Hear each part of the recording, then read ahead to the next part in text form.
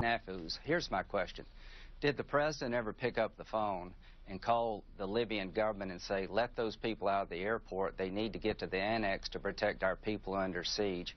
Did the president at any time during this 8-hour attack pick up the phone and call anybody in Libya to get help for these folks? Secretary Clinton said she was screaming on the phone at Libyan officials. There's no voice in the world like that of the President of the United States, and I do believe if he had picked up the phone, called the Libyan government, these folks could have gotten out of the airport to the annex, and the last 2 guys may very well be alive.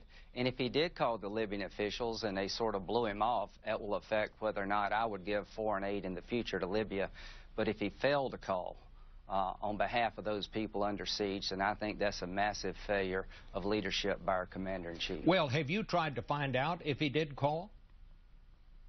I've tried. We know that he had a 15-minute briefing by Secretary Panetta and the chairman of the Joint Chiefs right after the attack happened. It was a pre-planned meeting. It just happened that Benghazi came up at the meeting.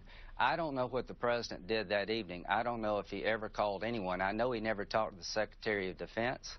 I know that he never talked to the chairman of the Joint Chiefs, and they never talked to anybody at the White House. I know the Secretary of State never talked to the Secretary of Defense. This was incredibly mismanaged, and what we know now, it seems to be a very disengaged president. Again, if he had lent his voice to this cause, I think it would have made a big difference. And I'm not going to stop until we get an accounting. I pushed back against the Bush administration when they said Iraq was just a few dead-enders. We know nothing about what the president did on the night of September the 11th during a time of national crisis, and the American people need to know what their commander-in-chief did, if anything, during this 8-hour attack. What can you really do about it? You can ask them what the president was doing. If they don't give you an answer, what can you do?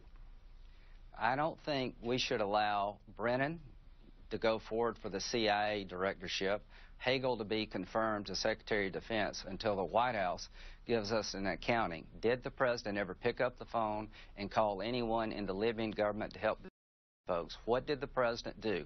We know he talked to the Israeli Prime Minister from 8 to 9 on September the 11th about a dust-up of the Democratic platform and the fact he didn't meet the Prime Minister of Israel when he came to New York to visit the UN.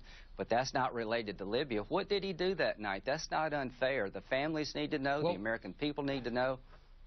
But let me, I'm not sure I understand. What do you plan to do if they don't give you an answer? Are you going to put a hold on these 2 nominations? Yes, I'm going to ask my colleagues, just like they did with John Bolton.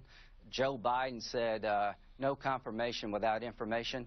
No confirmation without information.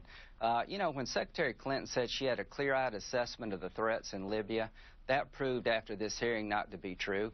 The Department of Defense knew about the cable coming from our Libyan ambassador saying he couldn't defend the consulate.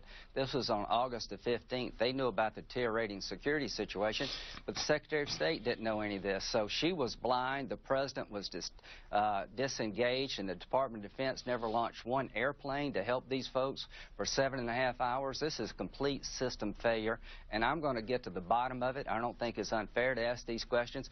Quite frankly, how could they say, after Panetta and Dempsey said they knew it was a terrorist attack that night, how could the president say for 2 weeks after the attack it was a result of a video? How could Susan Rice come on to your show and say there's no evidence of a terrorist attack when our Secretary of Defense and Chairman of the Joint Chiefs said they knew that night?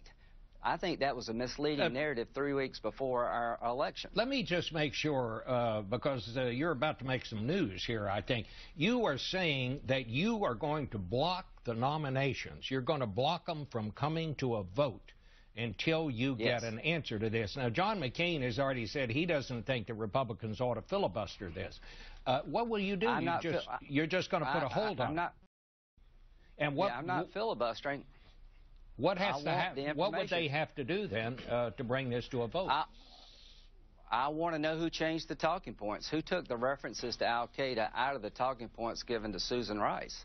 We still don't know. Richard Burr and Saxby Chambliss have found emails discussing changing the talking points. I think her story, after what we found out at this hearing, was incredibly misleading.